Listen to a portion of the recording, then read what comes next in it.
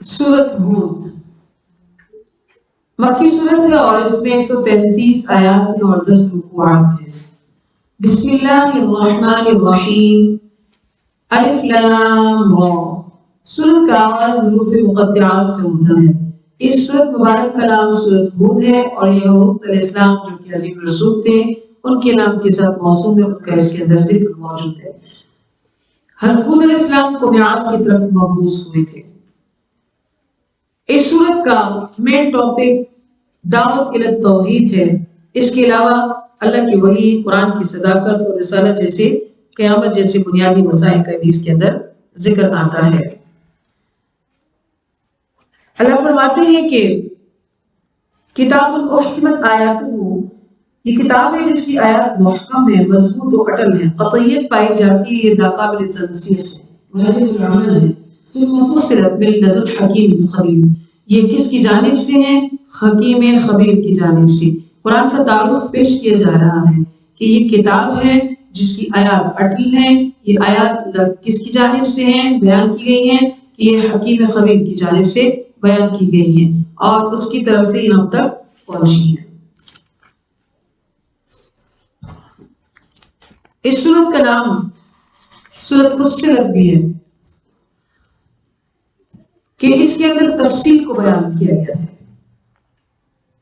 اور کیا بیان کیا گیا ہے کہ اللہ تعبدوا الا اللہ، عبادت صرف اللہ کی کرو، کسی کو شریک نہیں بناؤ، وہ قادر مطلق ہے۔ اننی لکم منہ نذیر مبین بشیر وبشیر، بے شک اللہ کی جانب سے تمہارے لیے ڈرانے والا اور بشارت سنانے والا ہوں، یہ کہ تم بخشش طلب کرو اپنے رب سے، ثم توبوا الیہ، اس سے طرف توبہ کرو، وَفَيَّدْرِكَتُمْ قُوَّةً حَسَنًا إِلَىٰ أَجَلٍ مُّسَمًّى، مقررہ وقت تک تم کو فائدہ پہنچائے گا، وَيُؤْتِ كُلَّ، اور دے گا ہر صاحب فضل کو اپنا فضل، یعنی یہ اللہ کی فضل ہے جس کو وہ عطا کرتا رہے گا اپنے بندوں میں سے جس کو چاہے گا۔ وَإِن تَوَلَّوْا، تم روگردانی کرو گے یعنی کہ توحید کا انکار کر دو گے، توبہ استغفار میں نہیں پڑھو گے تو سن لو کہ فَإِنِّي أَخَافُ عَلَيْكُمْ عَذَابَ يَوْمٍ كَبِيرٍ، میں خوف کھاتا ہوں تم پر بڑے دن کے عذاب سے۔ بڑے دن کے عذاب سے مراد قیامت ہے کہ مجھے ڈر ہے کہ تم اس دن کے عذاب کا شکار نہ ہو جاؤ۔ اللہ جان لو انہم کہ بے شک وہ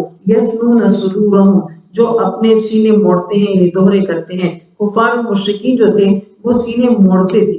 تاکہ وہ لیستخفوا منہ، تاکہ اس سے چھپ جائیں، یعنی ان کا ستر ظاہر نہ ہو، اور سینے کا موڑنا دو متضاد وجوہات کی بنا پر ہوتے ہیں۔ اہل ایمان تو حیاداری کی وجہ سے ایسے کرتے ہیں تاکہ برہنہ نہ ہو، مگر اللہ نے فرمایا کہ تکلف کی ضرورت نہیں ہے کیونکہ یہ مجبوری ہے، اس پر مواخذہ نہیں ہے، البتہ ادب کو حتی الامکان ملحوظ خاطر رکھو اور زیادہ پریشان نہ رہو کہ شریعت نے جس حد تک پابندی لگائی ہے صرف اسی حد تک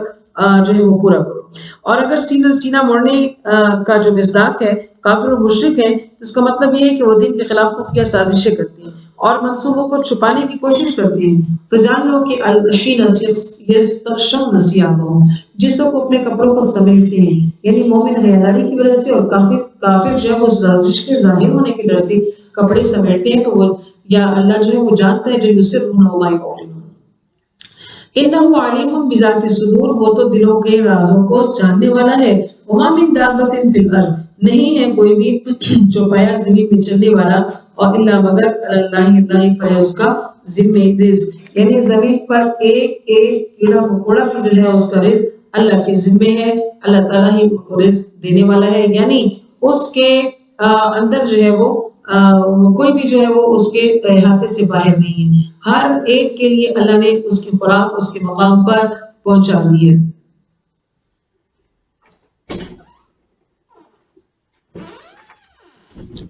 وَيَعْلَمُ، وہ جانتا ہے کہ مستقر رہا، کہ وہ مستقر ہے، وہ مستودع رہا اور اس کا ٹھکانہ ہے اور اس کا یعنی ٹھہرنے کی جگہ ہے، یعنی مستودع سونپنے کی جگہ کو کہتے ہیں اور مستقر ٹھہرنے کی جگہ کو کہتے ہیں، یعنی مستقر اس جگہ کو کہتے ہیں جہاں انسان اپنے ارادے سے اختیار کرتے ہیں، رہائش گاہ وغیرہ۔ مستودع وہ جگہ ہوتی ہے جہاں انسان بغیر اختیار کے پڑا رہے گا، یعنی مثلاً وہ قبر بھی ہے اور جیسے ماں کا وطن ہے، اسی طرح یہ کہ وہ کس علاقے میں جو رہے گا، یہ سب اللہ کی طرف سے مقرر ہوتے ہیں۔ کل فی کتاب مبین، یہ سارے کا سارا ایک کتاب میں جو ہے وہ لکھا ہوا ہے۔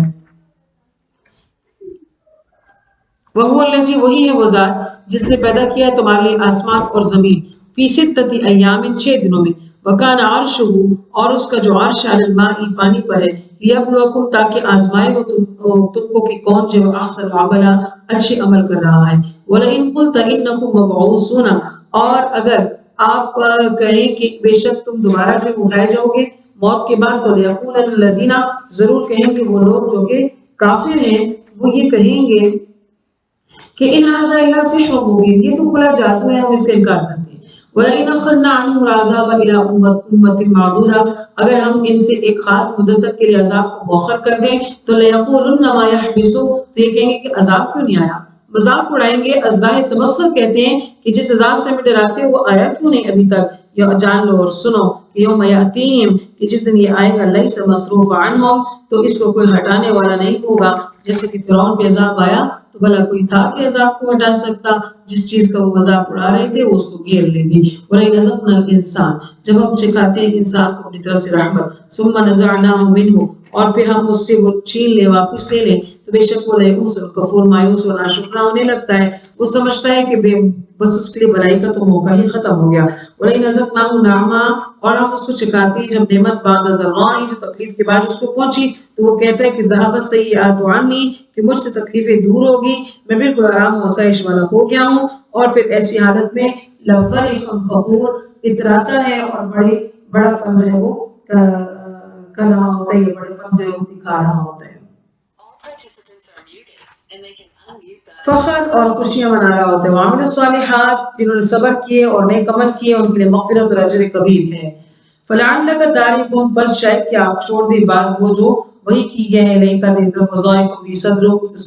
उससे आपका सीना तंग होता हो, कि शायद आप छोड़ दे बाज वो चीजें जिनको आपकी तरफ वही की जाती है और आपका सीना तंग होता है। अन यक़ूलू, इस बात पे कि ये लोग एतराज करते हैं कि क्यों नहीं नाजिल किया गया उसके साथ कोई कंज, कि आप पर खजाना क्यों नाजिल किया गया है, कि जो नबूवत का दावेदार है उसको मुआशरे में इम्तियाजी हैसियत माल दौलत के साथ होनी चाहिए, या फिर तुम्हारे साथ कोई मलक क्यों, फरिश्ता नाजिल क्यों नहीं हुआ है। आप उनको बताइए कि इन्नमा अंता नज़ीर, आप तो डर सुनाने वाले हैं। अल्लाह ही हर चीज का वकील और निगरान है, कब किसको क्या दे उसके इख्तियार में है। क्या वो ये कहते हैं कि इफ्तरा हो, क्या आपने इस कुरान को खुद गढ़ लिया है, ये कलाम इलाही नहीं है बल्कि मोहम्मद सल्लल्लाहु अलैहि वसल्लम का खुद साख्ता है। तो आप कहिए कि तुम भी ले आओ, फिर इसके साथ 10 सूरतें तुम भी बना लो, मुफ्तरायात गढ़ कर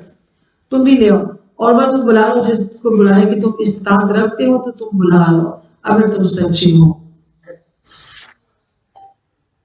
फ़इल्लम यस्तजीबू लकुम, बस अगर वो आपके चैलेंज को कबूल ना कर सके तो जान लो कि बेशक उनज़िला बिइल्मिल्लाहि, ये कुरान अल्लाह के इल्म के साथ नाज़िल किया गया है बेशक, और बेशक उसके सिवा तो कोई माबूद बरहक नहीं है। फ़हल अंतुम मुस्लिमून, बस क्या तुम फरमाबरदारी करोगे, अताअत को तस्लीम करोगे कि वो वाहिद है, वो अकेला है, वो सच्चा है, क्या उसके ताबे बनोगे। मन कान युरीदुल हयातद दुनिया, तो जो कोई चाहता है दुनिया की जिंदगी तो उसके लिए वही है, दुनिया की जिंदगी उसको मिलेगी, और नौफिलही हम पूरा पूरा देंगे उनको उनके आमाल, और फिर उनसे कोई लायक कसूर कभी नहीं की जाएगी। वो लोग हैं जिन नहीं उनके लिए आखिरत में हिस्सा है नार, मगर आपका वहां का ज़ाया होंगे मा सनऊ, जो उन्होंने बनाया था, फीहा, इसमें। अफमन कान अला बय्यिनतिन मिन रब्बिह, क्या भला वो शख्स जो वाज़ेह तौर पर, वाज़ेह दलील पर है तुम्हारे रब की तरफ से, वो यतलूहु, और उसको पढ़ता है, शाहिदुम मिन्हु, उसमें एक गवाह है जो उसमें उसकी तरफ से पढ़ता है, वो कबल इससे पहले किताब मूसा होगी। अल्लाह फरमा रहे हैं कि ये किताब नाजिल की है, और आज की आयत का जो सबक है कुरान करीम की आयत पर, कुरान करीम पर ईमान लाने वालों के लिए है कि वो जो शख्स जो अपने परवरदिगार की तरफ से वाज़ेह रास्ते की तरफ हो, यानी वो शख्स इस तरह कैसे हो सकता है कि वो जो कुरान, उसके बराबर तो नहीं हो सकता जो कुरान का मुनकिर है, और उसकी फितरत सलीम है कि वो इसको मान रहा है, वयतलू शाहिदुम मिन्हु, और उस शख्स के साथ अल्लाह की तरफ से गवाह भी आता है। और शाहिद से मुराद बाज़ मुफस्सिरीन कहते हैं ये कुरान है, और बाज़ इसको नबी के मौजज़ात जो है वो बताते हैं।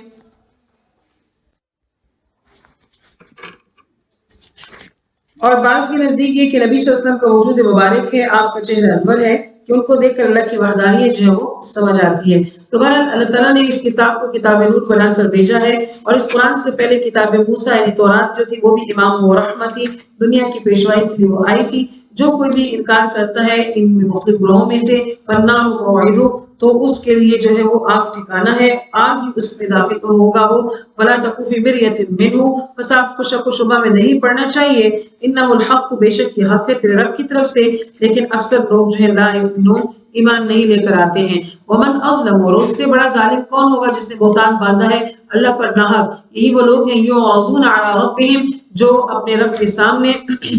پیش کیے جائیں گے، اور وہ یقول الاشہاد، اور گواہی دینے والے کہیں گے کہ ہؤلاء الذین، یہی وہ لوگ ہیں کہ کذبوا، جنہوں نے جھٹلایا، علی ربہم، اپنے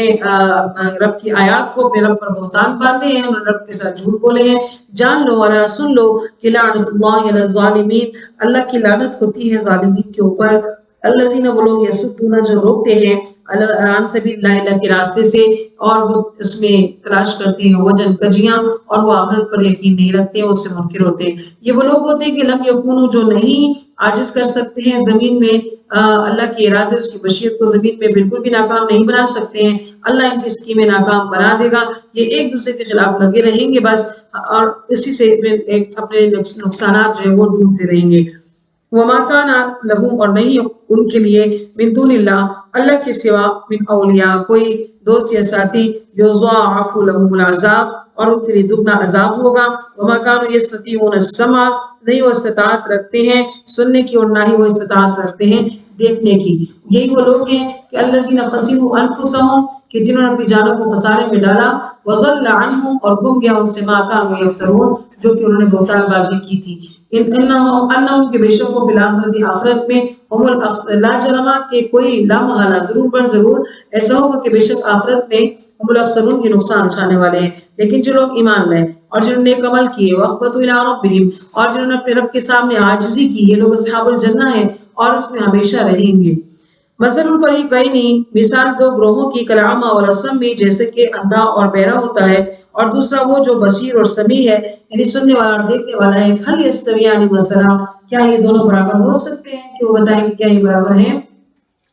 تو بے شک یہ برابر نہیں ہو سکتی ہے۔ افلا تذکرون، کیا تم بس نصیحت کیوں نہیں حاصل کرتے ہو؟ وَلَقَدْ أَرْسَلْنَا، البتہ بھیجا ہم نے نوح علیہ السلام کو ان کی قوم کی طرف۔ نوح علیہ السلام کا ذکر ایک مرتبہ پھر آ گیا ہے کہ ہم نے ان کو نذیر مبین بنا کر بھیجا تھا، اور انہوں نے اپنی قوم سے یہ کہا تھا کہ میں تمہارے لیے نذیر مبین بنا کر کے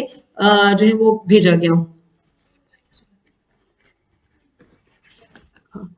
اللہ تعبدو، مت تم بندگی کرنا کسی کے ساتھ بھی، کہ اللہ کے ساتھ کسی کو بھی تم عبادت گزار نہیں ٹھہرانا، انی بے شک میں تم کو عذاب علیم سے ڈراتا ہوں۔ تو ان کے سرداروں نے کیا کہا تھا کہ ہم تمہیں اپنے جیسے ایک آدمی سمجھتے ہوں، اور تمہارے تو پیروکار کون لوگ ہیں؟ آیت 27 میں، جیسے کہ ہم اراذلنا بادی الرأی، ہمارے برادری کے جو کمتر لوگ ہیں،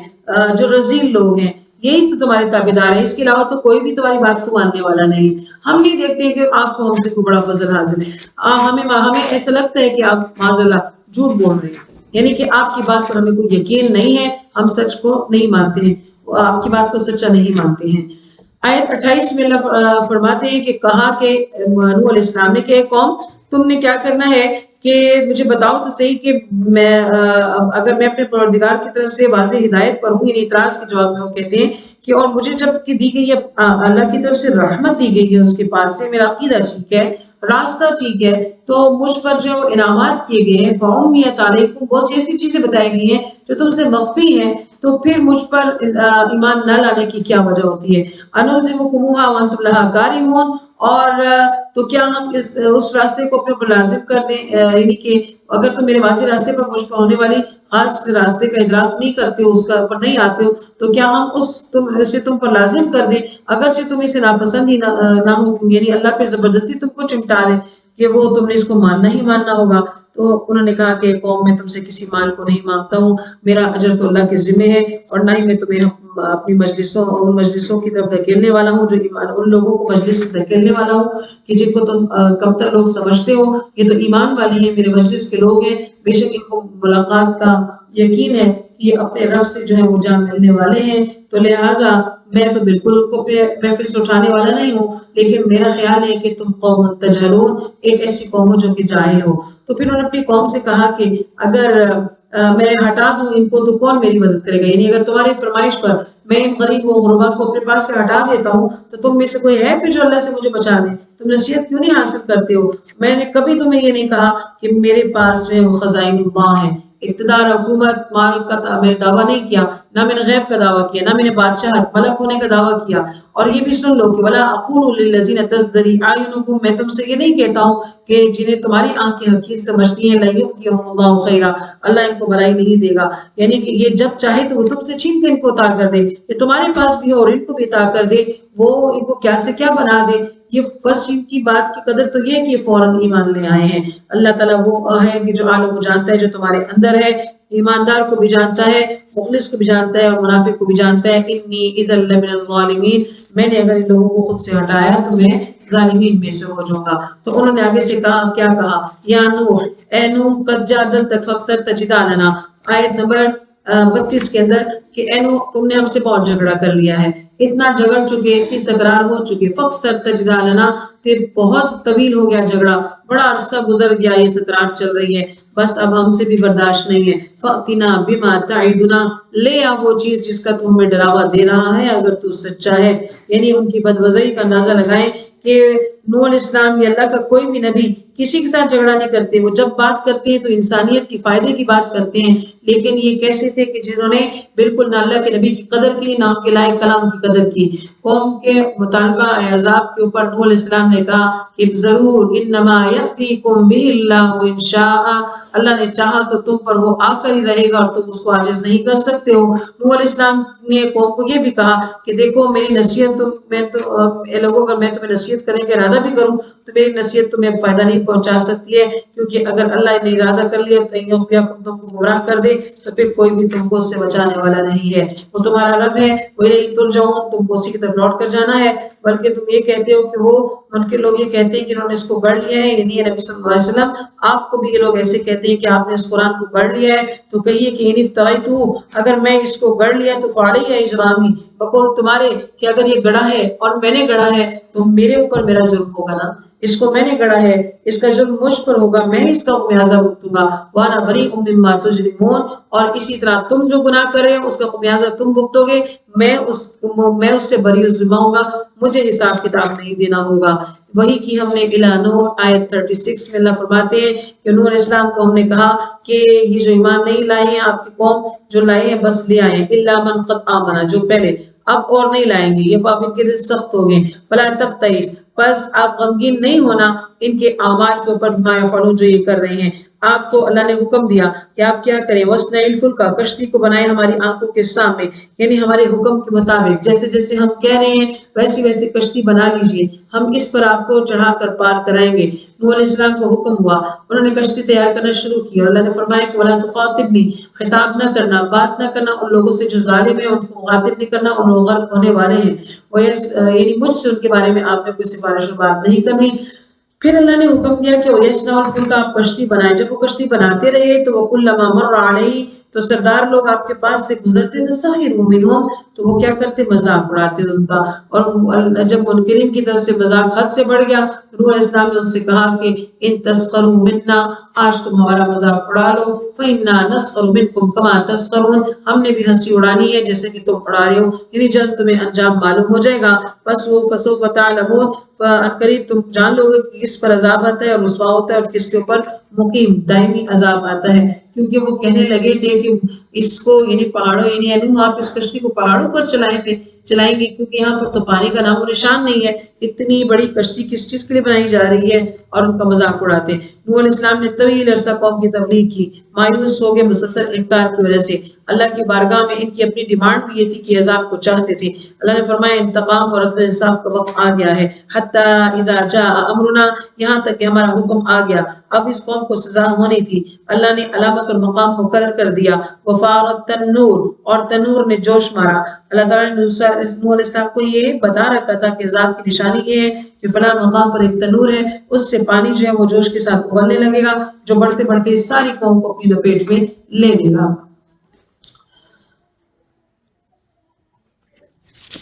اور جب علامات ظاہر ہوگی عذاب کی تو اللہ نے فرمایا کہ ہم نے کہا کہ اس کو نوح علیہ السلام کو کہ وہ احمل، سوار کر لے، اس میں اس کشتی میں من کل زوجین اثنین ہر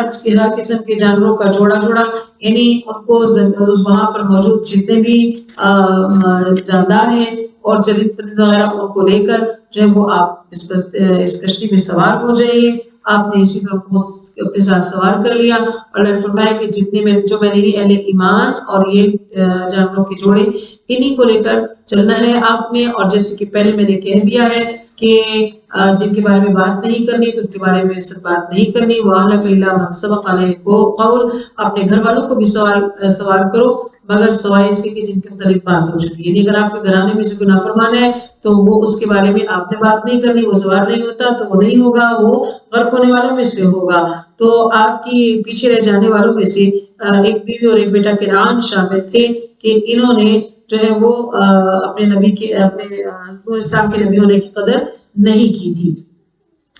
وما آمن معه الا قلیل، اور نہیں ایمان لائے تھے نوح علیہ السلام پر مگر تھوڑے ہی لوگ، اور انہوں نے ان سے کہا کہ سوار ہو جاؤ، قال اركبوا فيها بسم الله مجريها ومرساها، اللہ کے نام کے ساتھ اس کا چلنا اور اس کا ٹھہرنا، یعنی کشتی پر سوار ہونے کی یہ دعا ہے، اور مجریها ومرساها کا لفظ بولتے ہوئے اس کشتی پر آپ سوار ہو جائیے کہ اللہ کے نام ہی کے ساتھ یہ چلے گی اور اللہ کے نام سے ہی یہ ٹھہرے گی۔ وہی تجری بہم فی موج کالجبال، اور وہ کشتی ان سب کو لے کر پہاڑوں جیسی بلندیوں کے موجوں پر چلتی رہی یہاں تک کہ اللہ کے حکم سے زمین کے سارے چشموں میں پانی اگل دیا، اوپر سے بارش برسنے لگی، یعنی اسرائیلی روایات کے مطابق 40 دن تک بارش مسلسل ہوتی رہی کہ زمین نے بھی پانی چھوڑا اور آسمان بھی مسلسل متواتر برستا رہا، اور ظاہر وہاں پہ ہلاکت کے سوا کیا ہو سکتا تھا کہ وہاں پر یعنی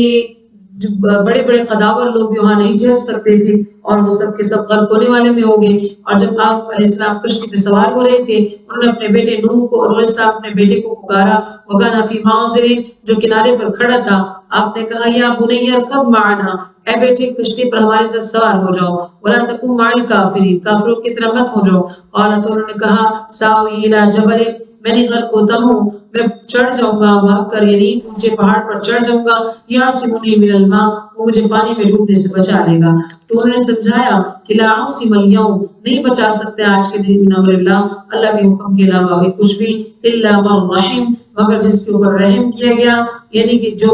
معصوم ہوگا، جو بچے گا اور اللہ اسی کو بچائے گا، تو لہٰذا آپ کو بچانے والا نہیں ہے۔ یہ باتیں ان کے درمیان ہو رہی تھی، وحال بینہم الموج، کے درمیان میں ایک پانی کی موج حائل ہو گئی، زبردست لہر آئی جس نے کنعان کو کھینچ نکالا، فکان من المغرقین، پس وہ ڈوبنے والوں میں سے ہو گیا۔ وقیل یا ارض ابلعی ماءک ویا السماء اقلعی، حکم دیا گیا، یعنی جب متواتر بارش ہوتی رہی اور اب عذاب کا وقت جو ہے وہ ختم ہو گیا، پوری قوم غرق ہو گئی، اللہ تعالیٰ نے زمین کو حکم دیا کہ اے زمین اپنا پانی نگل لے، کیونکہ جو پانی سطح زمین پر جمع ہو چکا تھا وہ زمین کی تہہ سے بلند ہو گیا تھا، تو لہٰذا زمین نے اپنا پانی چوس لیا، اور آسمان کو حکم دیا اقلی، تھم جاؤ تاکہ رک جاؤ اور برسنے سے، وغیظ الماء، اور جو پانی جو تھا وہ بتدریج خشک ہو گیا، اللہ کا معاملہ، اللہ کا امر جو ہے وہ آ کر ہو گیا، اور جن کو ختم کرنا مقصود تھا وہ ختم ہو گئے۔ اور کشتی تو پانی پر چل رہی تھی، جب پانی اتر گیا تو واستوت علی الجودی، تو کشتی جو ہے وہ جودی پہاڑ پر جا رکی، کیونکہ اس کی جو لہر تھی جس پر وہ چل رہی تھی وہ پہاڑوں کے برابر کے اوپر چل رہی تھی۔ جب پانی سوکھا تو کشتی کہاں ٹھہری ہوئی نظر آئی؟ جودی پہاڑ پر، کہ یعنی اب پہاڑ کے لیول کا پانی جو تھا وہ اس کے اوپر چل رہی تھی، اور تورات میں اس پہاڑی کا نام ارارت آیا ہے، یعنی لیکن قرآن نے اس کو جودی پہاڑ کہا ہے کہ اس نوح علیہ السلام جو تھے وہ اس طوفان کے بعد بھی 60 سال تک زندہ رہے، اور بعض تفسیر روایات میں آتا ہے کہ اس دوران انہوں نے اللہ تعالیٰ نوح علیہ السلام کی اولاد کو خوب پھیلایا، اور ان کے جو 3 بیٹے سام، حام اور یافس تھے، ان سے نسل انسانی آگے بڑھی۔ اللہ فرماتے ہیں کہ یہ جو جودی پہاڑ ہے ان پر کشتی آ کر رکی، یہ آرمینیا کے پہاڑوں میں سے ایک پہاڑ ہے، اور خلیج فارس سے لے کر کردستان تک یہ پھیلا ہوا ہے، اور یہیں پر ایک پہاڑ جودی ہے، یا ایک جودی پہاڑوں کا ایک سلسلہ ہے جو ان کے بیچ میں واقعہ ہے۔ تو بہرحال نافرمان قوم ہلاک ہوئی اور طوفان روک دیا گیا، کہا گیا کہ بغضا للقوم الظالمین، پھٹکار ہو ان لوگوں کے لیے جو کہ ظالم ہیں۔ ونادى نوح، اور پکارا نوح نے اپنے رب کو، فقال، تو پس کہا، رب ان ابنی من اہلی، اے اللہ میرا بیٹا تو میرے اہل میں سے تھا، یعنی آپ نے کہا تھا کہ اپنے گھر والوں کو سوار کر لو، اور میرا بیٹا تو میرے گھر والوں میں سے تھا۔ اللہ نے فرمایا کہ ان وعدک الحق، تیرا وعدہ بھی برحق ہے، وانت احکم الحاکمین، کہ اللہ آپ کا وعدہ سچا ہے، بہتر فیصلہ کرنے والے ہیں، تو میرا بیٹا بھی اس میں ہلاک ہو رہا ہے۔ تو نوح علیہ السلام کی اس دعا کے مقابلے میں اللہ نے کچھ یوں خطاب فرمایا، یا نوح، اے نوح، انہ لیس من اہلک، سب جواب آ گیا، وہ آپ کے گھر والوں میں سے نہیں تھا۔ کیوں کہ من عمل انہ عمل غیر صالح، نبی کے بیٹے تو تھے لیکن ان کا عمل جو تھا وہ غیر صالح تھا، وہ سرتابہ بے عمل تھے۔ ایسا شخص آپ کے اہل بلا ہو سکتا ہے؟ نبی کی نشانی یہ نہیں ہے کہ اس کے اہل میں کچھ اپنے اہل میں وہ بندہ داخل ہو، تو لہٰذا کوئی نسب کوئی حسب جو ہے اس پر اترانا بنتا ہی نہیں ہے۔ بد اعتقادی اور بد عملی اور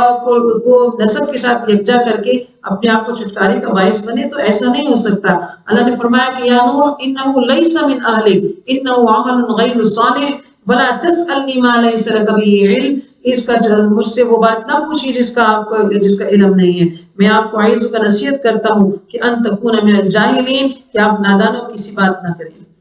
وہ آپ کے ساتھ نسلی طور پر اس کی کوئی جو رفاقت تھی، وہ ایمان کی قرابت داری آپ کی اس کے ساتھ نہیں ہے۔ آپ کے اہل میں وہ لوگ تھے جو کہ ایماندار تھے۔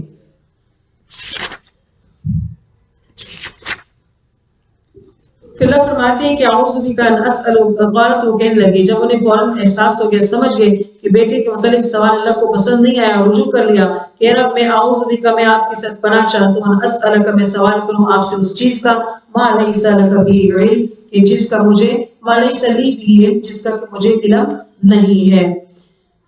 وَإِلَّا تَغْفِرْ لِي، اگر آپ نے مجھ کو معاف نہیں کیا، مجھ کو بخشا نہیں اور مجھ پر رحم نہیں کیا، تو أَكُن مِّنَ الْخَاسِرِينَ، میں نقصان اٹھانے والوں میں سے ہو جاؤں گا۔ قِيلَ يَا نُوحُ اهْبِطْ، اللہ نے فرمایا کہ کہا گیا کہ اے نوح اہبط، اتر جاؤ، یعنی جودی پہاڑ پر آ کے کشتی رکی تو کہا کہ یہ کشتی ہے، اس کشتی سے اتر جاؤ، بسلام منا، امن کے ساتھ، سلامتی کے ساتھ۔ اب یہاں پر آپ کے لیے برکات ہیں، معمولات زندگی میں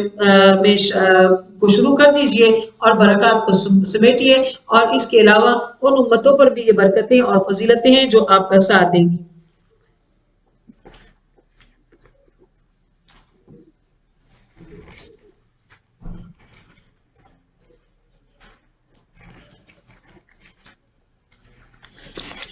یہ بھی آپ کے ساتھ، جنہوں نے آپ کا ساتھ دیا تو ان کے اوپر بھی جو ہے وہ برکتیں اور رحمتیں ہوں گی، اور یہ اللہ کے ابھی برکات سے فیض اٹھاتے رہے۔ مطلب یہ کہ طوفان نوح کے رکنے کے بعد اللہ نے ان کو اس جودی پہاڑ پر کشتی سے اترنے کا حکم دیا۔ کچھ امتیں، جماعتیں، گروہ، خاندان، نسلیں ایسی ہیں جن کو ہم فائدہ پہنچائیں گے، یہ فائدہ ہماری طرف سے پہنچے گا ان کو، اور جو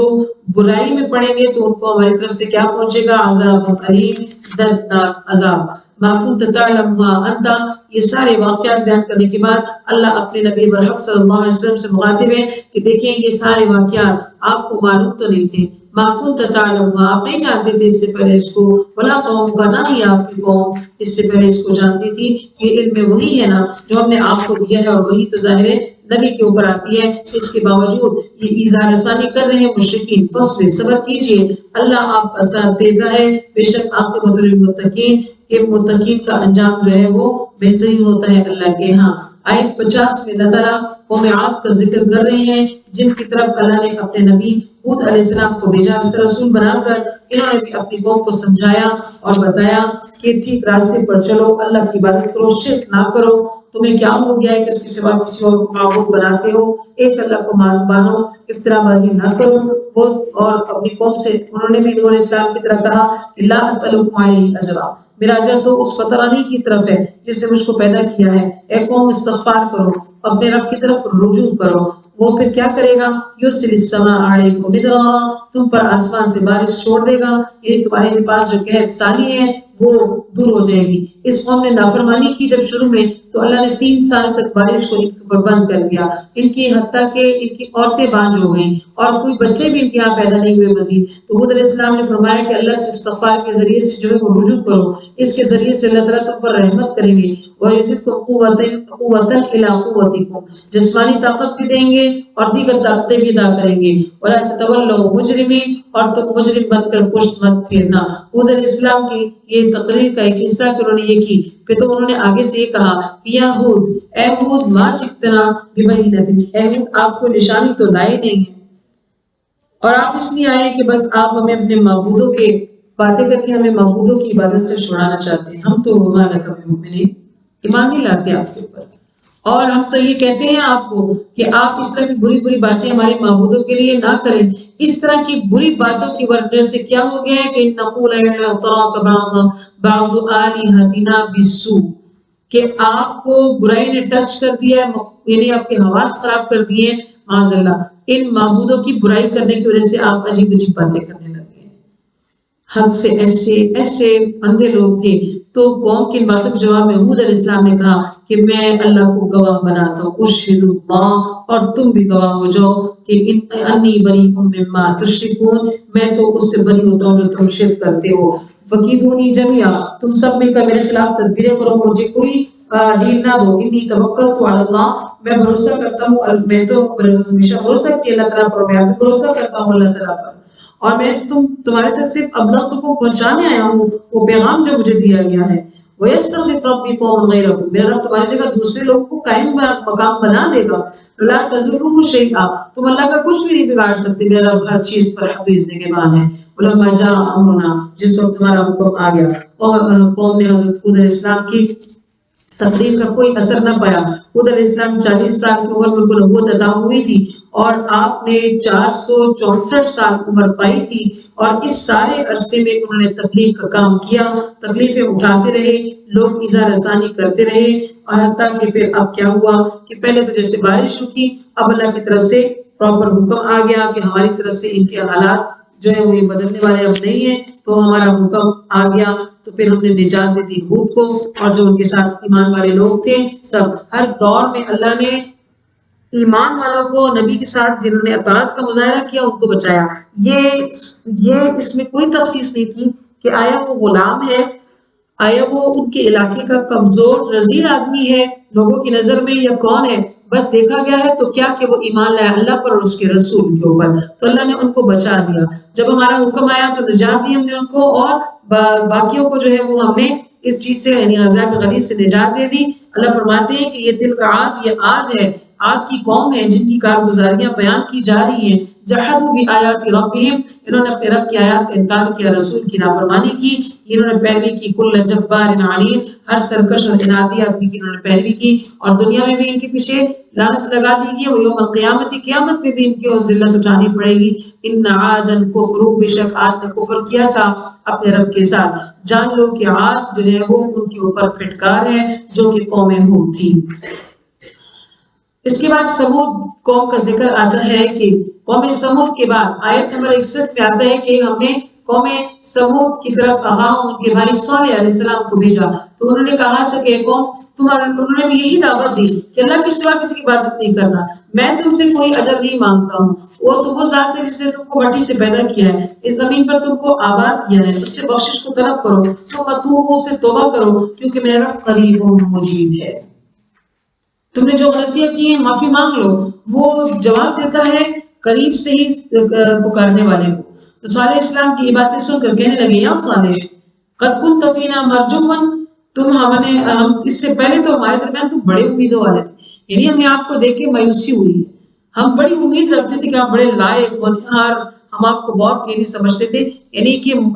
اس سے مراد کیا ہے کہ مرجون، جو باپ کا نام روشن کرنے والا ہو، لائق ہو۔ تو کہنے لگے کہ آپ تو باپ دادا کا نام کیا روشن کریں گے، آپ تو راستے سے ہٹ گئے، آپ تو معبودوں سے منع کر رہے ہیں ہمیں جن پر ہم عبادت کرتے ہیں، ہمیں تو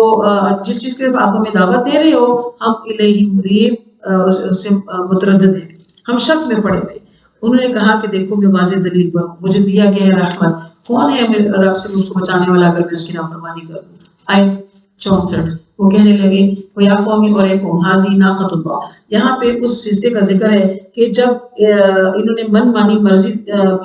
من مانی جو ہے وہ نشانی کو طلب کیا تو آپ کی قوم نے کہا کہ ٹھیک ہے آپ بڑی ہونہار سمجھ رہے ہیں بھی آپ نے، آپ کو تو باپ دادا کے نام روشن کریں گے، لیکن آپ نے دین سے ہٹانا شروع کر دیا ہے۔ تو پھر انہوں نے کہا کہ چلیں ہم آپ کی بات کو مان لیں گے، تب کہ آپ یہ مطالبہ کہ سامنے ایک بڑے پہاڑ سے ایک بڑی جسامت والی اونٹنی نکالیں جو ہمارے سامنے ایک بچہ دے، اور پھر ہم آپ پر ایمان لائیں گے۔ حضرت صالح علیہ السلام نماز پڑھنا شروع کی، اللہ کی بارگاہ میں دعا کی جسے اللہ نے منظور فرما لیا۔ قوم کے میلے کا دن تھا، کھلے میدان میں مشرک اور کافر جو وہ اکٹھے ہوئے تھے، اہل ایمان بھی ہزاروں کی تعداد میں جو وہاں پر موجود تھے۔ ان سب کی موجودگی میں اللہ تعالیٰ نے چٹان سے ایک اونٹنی کو نکالا اور پھر اسی طرح اس نے سب کے سامنے ایک بچہ دیا، اور یہ بچہ بھی اسی وقت بڑا ہو گیا۔ اور پھر اس اونٹنی کے متعلق اللہ تعالیٰ نے کچھ پابندیاں لگا دی تھی، کیونکہ اونٹنی جو تھی وہ بہت طویل القامت تھی، تو اللہ نے فرمایا کہ یہ اونٹنی جو ہے یہ اللہ کی طرف سے نشانی ہے، لہٰذا اس کے ساتھ کوئی غلط خیال نہ رکھنا اور نہ ہی اس کو کوئی برا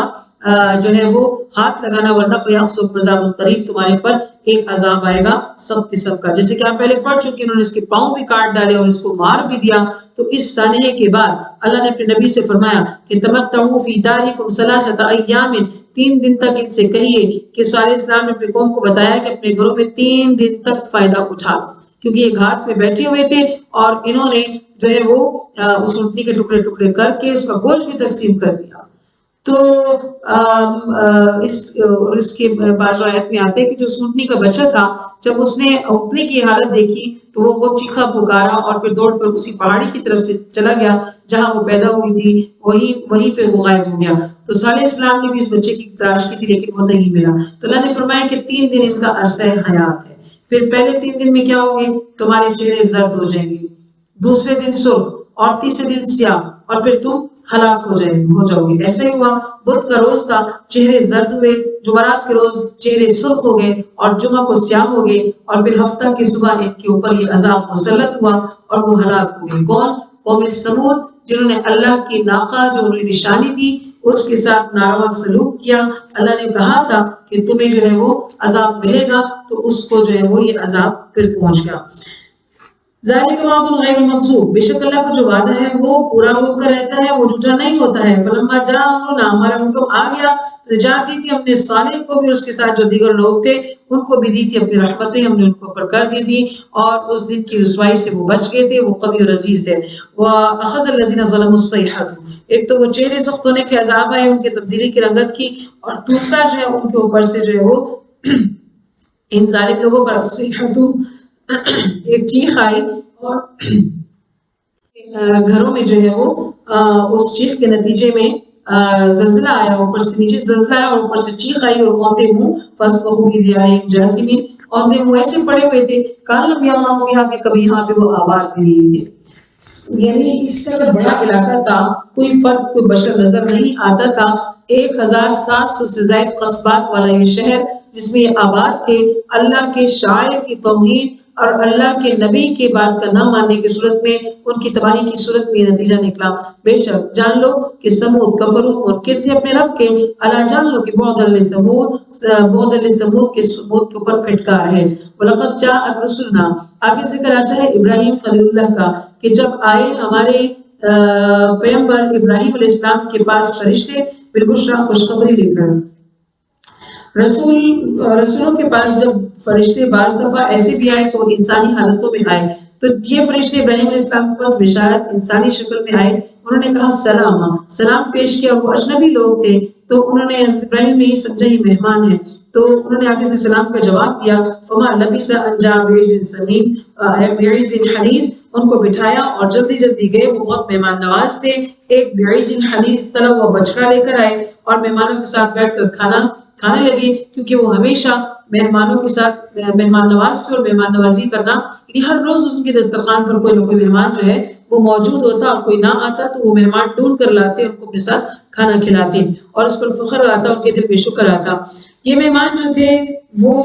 حسین و جمیل نوجوان تھے، آپ نے ان کی خاطر مدارات کے لیے فوراً بندوبست کیا، آپ نے دیکھا کہ آپ نے کھانا ان کی طرف رکھا ہے، لیکن فلما رأى أيديهم لا تصل إليه، وہ اس کی طرف ہاتھ نہیں بڑھا رہے ہیں، نکرہم اپنے آپ کو اوپرا سمجھا، آپ نے ان کو یعنی اجنبی سمجھا اور یعنی خطرہ سمجھا ان سے کہ یہ مہمان کھانا کیوں نہیں کھا رہے، کیونکہ اس دور کا دستور تھا کہ کوئی دشمن اپنے دشمن کے یہاں کھانا نہیں کھاتا تھا، وہ سمجھتے تھے کہ کسی کا نمک کھا کر اس کے ساتھ دشمنی کرنا جو ہے وہ درست نہیں ہے۔ تو ابراہیم علیہ السلام نے یہ دل میں سوچا کہ شاید یہ کہیں ان کے دشمن ہی نہ ہو، اور لا تخف، کیا کہنے لگے کہ ڈرو نہیں، فرشتوں نے ان کی جب اس حالت کو دیکھا تو کہنے لگے کہ آپ ڈرے نہیں، ہم کھانا نہیں کھا رہے، اس سے آپ خوف نہ کھائیے، ہم آئے ہیں، ہم دشمنی کی بات جو لائے ہیں وہ الی قوم لوط، ہم قوم لوط کی طرف جائیں گے، اور قوم لوط کی طرف ہمیں بھیجا گیا کہ ہم ان کو سزا دیں، آپ کے لیے تو ہم خوشخبری لے کر آئے ہیں۔ اور انہوں نے ان کو اولاد کی خوشخبری دی، اور جب ابراہیم علیہ السلام اور فرشتوں کے درمیان گفتگو ہو رہی تھی تو وامرأتہ قائمۃ، تو قریب ہی ان کی ابراہیم علیہ السلام کی زوجہ کھڑی تھی، انہیں معلوم ہوتا ہے کہ انسان نہیں ہے بلکہ فرشتے ہیں، تو فضحکت، تو وہ ہنس پڑی کہ یہ کیسے لوگ ہیں کہ یہ مطلب فرشتے انسانی شکل میں خوبصورت نوجوانوں کی صورت میں آئے ہیں۔ اللہ تعالیٰ فرماتے ہیں کہ ہم نے فبشرناہا باسحاق، خوشخبری دی اس کو اسحاق کی لیے، فرشتوں نے ان کو بتایا کہ اللہ تعالیٰ آپ کو اسحاق علیہ السلام عطا کرنے والے ہیں، حضرت سارہ کو اسحاق کے بیٹے کی بشارت سنائی گی۔ اور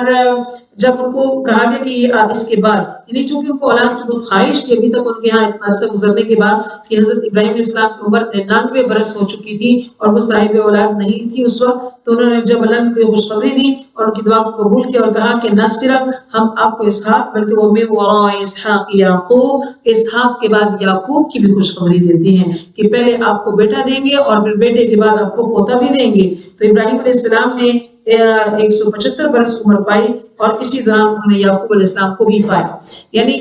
اسحاق علیہ السلام ابراہیم علیہ السلام کے بیٹے ہوئے اور ان سے حضرت یعقوب پیدا ہوئے جو کہ ان کے حضرت ابراہیم کے پوتے ہوئے، اور یعقوب علیہ السلام کا لقب جو ہے وہ اسرائیل تھا، اور آپ سے جو قوم مشہور ہوئی آگے وہ بنی اسرائیل تھی۔ یا ویلتا اَأَلِدُ وَأَنَا عَجُوزٌ، تو وہ جب خوشخبری کی بات سنتی ہے تو کہنے لگی ہائے میں کیسے ایک بچہ پیدا کروں گی جبکہ میں بانجھ ہو چکی ہوں، وَهَذَا بَعْلِي شَيْخًا، میرا شوہر بھی بوڑھا ہے، اور یہ تو بڑی عجیب بات ہوگی کہ اس عمر میں ہمارے یہاں کوئی بچہ پیدا ہوگا جبکہ ہم اولاد کے قابل بھی نہیں ہیں پیدا کرنے کے۔ تو فرشتوں نے کہا کہ اتعجبین من امر اللہ، تم اللہ کے حکم پر تعجب کرتی ہو، ہر چیز پر قادر ہے، رحمت اللہ کی رحمت ہے، اب اس کی برکتیں ہیں، جس کو دیتا ہے اپنے تو عطا کر دیتا ہے، تو لہٰذا یہ برکتیں ہیں اور اس کی رحمتیں ہیں آپ کے گھر والوں پر اللہ کر رہا ہے، وہ حمید مجید ہے، بے شک وہ تعریفوں والا اور بزرگی والا ہے، وہ ایسے ہی تو کرتا ہے۔ سبحان اللہ، اللہ نے ایک بڑی عمر میں اور آپ کی عورت کے بانجھ ہونے کے اوپر بھی آپ کو اولاد عطا فرمائی، بے شک وہ علی کل شیء قدیر ہے۔ یہاں پر ہم اپنے ان تمام بہنوں کے لیے دعا کر لیتے ہیں کہ جنہوں نے جو ان کے یہاں اولاد نہیں اور ان نیک اولاد کے لیے دعا کا کہا ہے، اللہ تعالیٰ ان کو نیک اولادیں مکمل صالح اولادیں عطا فرمائے صحت و عافیت کے ساتھ، اور جن کو اولادیں دی ہیں اللہ سبحانہ و تعالیٰ ان کو نیکی کے روش پر قائم رکھے، اللہ کا فرمانبردار اور والدین کا فرمانبردار بنا دے، آمین ثم آمین۔ فلما ذهب عن ابراہیم الروع، اور جب ابراہیم علیہ السلام سے خوف دور ہو گیا کہ خوشخبری آئی ہے، تو اپنی طرف سے تو ان کو اطمینان ہو گیا، لیکن ان کے دل میں تھا یہ تو لوط علیہ السلام سے کی قوم کی طرف آئے، تو کہ وہ جھگڑنے لگے کہ نہیں یہود علیہ السلام کی بستی کی طرف کیوں، کیونکہ وہ ابراہیم علیہ السلام حلیم بردبار تھے، آہ کرنے والے تھے، رجوع کرنے والے تھے، نرم دلی تھی ان کی، وہ اس سے ڈر گئے کہ اب اس قوم پہ عذاب ہوگا، منیب وہ رجوع کرنے والے تھے، انابت رکھتے تھے، تو یہ چاہتے تھے کہ اس قوم سے بھی عذاب ہٹ جائے، اے ابراہیم چھوڑیے ان کا خیال، اللہ کا حکم آ چکا ہے، یہ نشانی ہے عذاب کی کہ فرشتے آئے ہیں، غیر مردود، یہ ایسا عذاب ہے جو عذاب جب آ جاتے ہیں تو وہ لوٹایا نہیں جاتا ہے، وَلَمَّا جَاءَتْ رُسُلُنَا، اور جب آئے پھر ہمارے بھیجے ہوئے لوط کے پاس، تو یہ فرشتے چونکہ حسین و جمیل لڑکوں کی شکل میں تھے، اور آپ جانتے ہیں کہ قوم لوط جو تھی وہ کس کبھی فعل میں مبتلا تھی، وہ اپنی خواہش کو عورتوں کے بجائے مردوں کے لیے کی طرف لے کر دوڑتے تھے، تو سی ابہم، لوط علیہ السلام غمگین ہو گئے کہ یہ خوبصورت نوجوان ان کی بستی میں آئے ہیں، یہ مہمان ہیں ان کے. وضاق بہم ذرعا، ان کا دل تنگ ہوا کہ قوم ان کے ساتھ کیا سلوک کرے گی. وہ خطرہ محسوس کرتے ہوئے دل میں کہنے لگے یہ تو آج یوم عصیب، سخت دن آ گیا ہے، بڑا مشکل وقت آ گیا ہے. وجاءہ قوم یہرعون الیہ، قوم آپ کی طرف دوڑتی ہوئی آئی تھی کہ ان لوگوں کو ہمارے حوالے کر دیا جائے. ومن قبل كانوا يعملون السيئات، اور وہ تھے اس سے پہلے برے عمل کرنے والے. تو حضرت لوط علیہ السلام نے ان سے یہ کہا کہ اے قوم ہاؤلائی بناتی، کیونکہ جو تورات کی یا بائبل کی روایات ہیں اس کے مطابق یہ لوگ ان سے مانگنے آئے تھے کہ ہم اپنی خواہش کی تکمیل چاہتے ہیں. تو لوط علیہ السلام نے ان سے سختی برتی اور پریشان ہوئے اور کہنے لگے کہ یہ میرے بیٹیاں ہیں، ان سے نکاح کر لو. ناطر لکم، یہ تمہارے پاکیزگی کا باعث ہے کہ تم اپنے خواہش کے لیے جائز اور درست راستہ استعمال کرو. یہ غیر فطری طریقے پر مت آؤ. اللہ تجرو، مجھے رسوا نہ کرو فی ضیفی، میرے مہمانوں کے سامنے. کیا تم میں سے کوئی بھی رجل رشید نہیں ہے، ایک بھی نیک چلن آدمی نہیں ہے جو انصاف کی بات کرے؟ تو وہ کہنے لگے لقد علمت ما لنا فی بناتک من حق، اے لوط آپ جانتے کہ ہمیں آپ کی بیٹیوں سے کوئی غرض اور رغبت نہیں ہے، اور ہم کیا چاہتے ہیں وہ آپ جانتے ہیں. لو ان لی بکم قوہ، اور کہنے لگے لوط علیہ السلام انتہائی پریشانی میں کہ کاش کہ میرے پاس تمہارے مقابلے میں کوئی طاقت ہوتی، او آوی الی رکن شدید، یا کوئی مستحکم جائے پناہ ہوتی تو میں آج ان کو بچا لیتا. قالوا، تو کہنے لگے فرشتے وہ جو مہمانوں کی شکل میں ان کے پاس خوبصورت نوجوانوں کی شکل میں موجود تھے، وہ آئے لوط علیہ السلام کے پاس، انہیں تسلی دی. انا رسول ربک، ہم آپ کے رب کی طرف سے بھیجے ہوئے ہیں، یہ ہمیں غضب نہیں پہنچا سکتے. نہیں یصلون الیہ، یہ آپ تک بھی ہرگز نہیں پہنچ سکیں گے. آپ پریشان نہ ہوں، اللہ کا حکم آپ کے لیے یہ ہے کہ آپ فاسری جائیے، نکل پڑیے اپنے گھر والوں کے ساتھ. بقطع من اللیل، رات کے ایک حصے میں چلے جائیں. ولا یلتفت منکم احد، اور احد الا امرأتک، اور کوئی بھی آپ میں سے جو ہے وہ پیچھے مڑ کر نہ دیکھے، اور اللہ تعالیٰ جو ہے وہ آپ کو ان سے جو ہے وہ بچا لیں گے. بے شک جو مصیبت ہے ان کو ہی پہنچنی ہے. تو کہنے لگے کہ یہ مصیبت انہی کے لیے جو لکھ دی گئی ہے، اور یہ ان کو پر آ کر پڑنی ہے، ان پر صبح واقع ہو جانی ہے. الیس الصبح قریب، کیا صبح قریب نہیں ہے؟ فرشتوں نے لوط علیہ السلام کو تسلی دی کہ صبح کے وقت میں یہ مہلت پوری ہو جائے گی اور عذاب نازل ہو جائے گا. فلما جاء امرنا، ہمارا حکم آیا جب تو کیا ہوا؟ ہم نے کر دیا عالیہ اس کے اوپر، ان کو وسافلہ اس کے نیچے کر دیا، اور وامطرنا علیہم حجارۃ من سجیل، کہ وہ ان کے اوپر جو ہے وہ ہم نے پتھروں کی بارش برسائی. منضود، جو طے بتہ تھے، پتھر برستے رہے، وہ سوۃ نشان زدہ بھی تھے. ان ربک، اور ان ربک، تیرے رب کے پاس جو ہے وہ تیرے کی طرف سے نشان زدہ پتھر آئے. وما ہی من الظالمین ببعید، اور ظالموں کے لیے جو ہے وہ ظالم لوگ جو ہے وہ عذاب سے کچھ زیادہ دور نہیں ہیں. یعنی وہ لوگ جو اس وقت قرآن سن رہے ہیں، جب قرآن نازل ہو رہا تھا، مشرکین مکہ، عرب کے لوگ، ان کو بتایا جا رہا ہے کہ جس قوم پر ہم نے پتھر برسائے نشان زدہ، جن کو ہم نے عالیہ سافلہ، بالکل ایسے جیسے آپ دیکھتے ہیں کہ چاول جب ایک دیگچے میں ہوتے ہیں، جب اس کو پلٹا دیا جاتا ہے، نیچے والے اوپر اور اوپر والے نیچے کر دیے جائیں، تو وہ ایک محدود سا ایک حصہ ہوتا ہے برتن کا جس کے اندر ہم یہ کر سکتے ہوتے ہیں. تو یہ تو ایک بڑی چیز، یعنی ان کو تلپٹ کیا، زمین کی چیز اٹھائی آسمان پر، اور آسمان سے ان کو اٹھا کر نیچے پھینکا، یعنی اوپر تلے ان کو نیچے کر دیا. ساری بستیاں ملیاں میٹ ہو گئیں، اور یہ الٹے کام چونکہ کرتے تھے تو ان کی بستی کو بھی پلٹ دیا گیا، اور ان پر پتھروں کی بارش جو برسائی گئی ہے. تو یہ قوم جو 6 لاکھ سے زائد کی آبادی پر یہ نفوس مشتمل تھے، تو ایسا نہیں تھا، ایسا نہیں ہے کہ یہ کوئی بہت ہی پرانی بات اور آپ کو معلوم نہیں ہو، بلکہ آپ تجارت کے غرض سے شام کے علاقوں میں جب جاتے ہیں تو یہ بستیاں آپ کے راستوں میں آتی ہیں. آپ جانتے ہیں کہ یہ قوم لوط کی بستی تھی، اور یہاں پر اللہ کے عذاب آئے تھے، اور یہ عبرت کے مقامات ہیں جو تمہیں تجارتی سفروں کے درمیان نظر آتے ہیں. وہاں پہ تم اجڑی بستیاں اور ویران بستیاں دیکھا کرتے ہو. تو لہٰذا اس نافرمانی کو تو تم دیکھو کہ وہ آج صفحہ ہستی سے کیسے ناپید ہو چکے ہیں. تو تمہیں بھی کیا کرنا چاہیے؟ اللہ کے نبی صلی اللہ علیہ وسلم جو پیغام لائے ہیں تو مشرک اور کافر بن کے مت رہو، بلکہ ان پر ایمان لے آؤ، ورنہ تمہارے ساتھ بھی اللہ کچھ ایسا ہی سلوک کر سکتے ہیں. صدق اللہ العظیم.